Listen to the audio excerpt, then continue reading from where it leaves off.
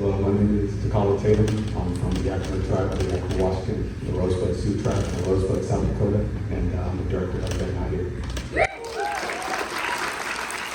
Let me know what the inspiration was for your film. For They're Not Here, They're Not Here is a proof of concept for a feature that I've been working on for a couple of years.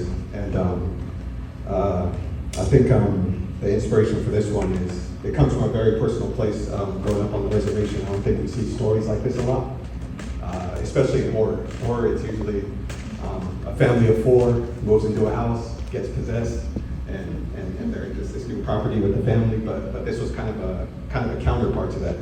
It was it's always through the perspective of these true boys growing up on the reservation, where they don't have that intact family. They don't have the mom and dad to rely on. They don't got the new house to feel safe in. It's just these true boys together going through this moment, and that's pretty much how I grew up. And so growing up around experiencing that type of stuff, living around those type of people that are going through mental health situations, alcoholism, drug addiction, or whatever, and going through it as a kid, that's what it felt like. It felt like a horror experience.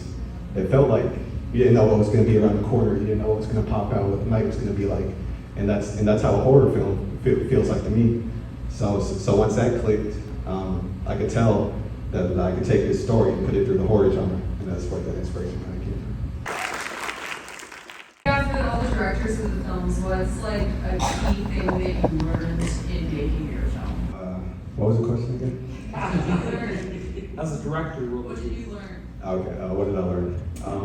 I think the biggest thing for me is, with this being a proof of concept, it was just pulling resources together, like I think many of us probably did, just trying to get something together, just to throw out a taste for an audience.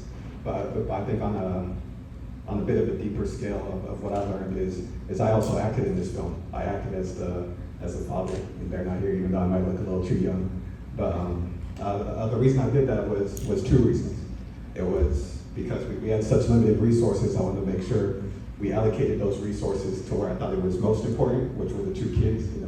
Hiring them, getting them on set, and I would just fill in the gaps. And the gap came up to the father. They're Not Here. So I threw myself into that role.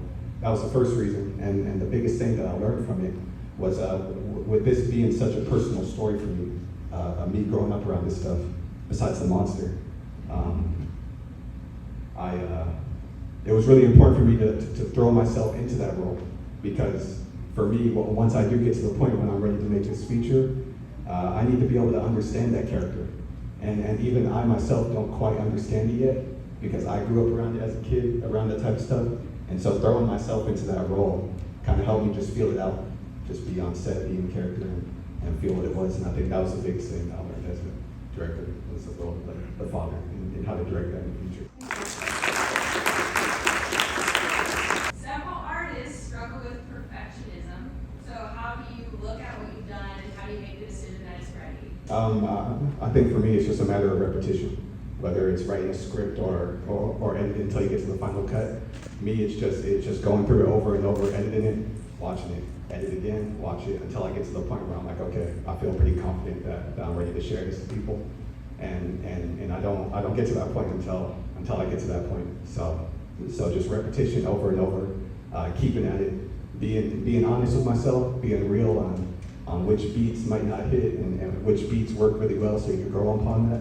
But just all through repetition. It's how it is for me. is the concept proved?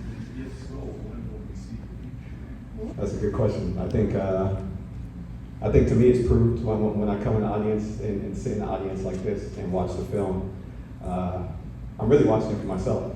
Me, I like to believe that I'm a really honest filmmaker with myself. So when I watch it, I see what beats might need some work, what beats really hit really well, and I'm like, oh, that worked really well. So I like to believe that I'm really honest with myself, and in terms of making the full feature come to fruition, I don't got an answer for that yet, but this story is something I feel really passionate about. I hope you can feel that out of the words of my voice. It's really something that I think could bring a fresh voice into the scene, and speak up for a lot of people that kind of grew up how I did, because I don't think I see that very often, especially in horror or just genre in general. So I don't got the answer for when it's gonna come to fruition, but I'm just gonna keep working until it does.